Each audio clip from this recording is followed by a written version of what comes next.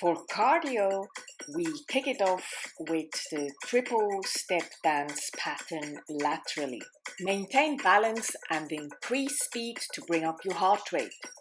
Push the tailbone high and turn the armpits inwards. Stretch your body from downward dog to low cobra. Glide from high plank to the ground.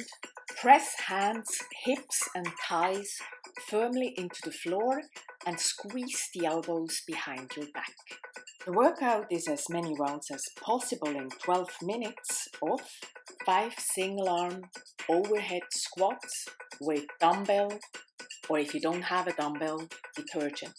Make sure to push shoulder and arm into the weight and keep the arm straight. The armpit faces forward, the hips descend lower than the knees while you press the knees out. 10 box step overs. The box step over begins with both feet on the ground and the weights in your hands. When stepping up and over, both feet must make contact with the top of the box. Then 15 reverse lunges.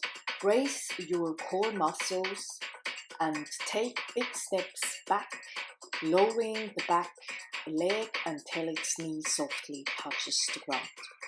Then push back up and return into starting position. The torso is upright and the chest tall. Add weight to build strength in the glutes, quads and hamstrings.